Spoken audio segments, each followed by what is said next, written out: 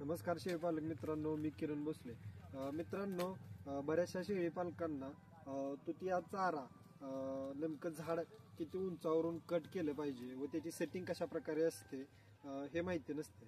तर मित्रांनो, तुम्ही बघू शकताय माझ्या पाठीमागं हा आपला 1-2 वर्ष जुना तुतीचा प्लॉट आहे, विहोन तुतीचा.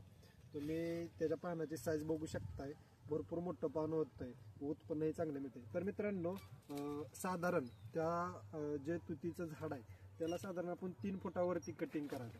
मित्रांनो, का म्हणून 3 फुटावरती कटिंग करायचं, तर आपल्याला तिथून पुढं जो काय फुटवे येणार आहे, चारा येणार आहे, ते 3 फुटावरती जे सेटिंग करणार आहे पण तिथून वरती येणार आहे. आपल्याला त्याचा फायदा असा होणार आहे मित्रांनो, की तिथून पुढचा चारा आपल्याला खाली वाकून कट करता येणार नाही, करावं लागणार नाही. मित्रांनो, आपण इझिली उभं राहून त्याचा चारा कट करू शकतो.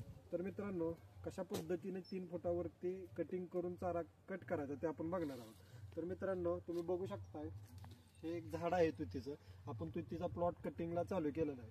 तर मित्रांनो, 3 फुटावरती तुम्ही उभं राहून अशा कैचीच्या साह्यानं तुम्ही इझी चारा कट करू शकता. तर मित्रांनो, प्रत्येक शेळीपालकांना तुतीची चाराची लागण करणं तर गरजेचंच आहे मित्रांनो, कारण हा खूप महत्त्वाचा व शेळ्यांना फायदेशीर असा चारा आहे.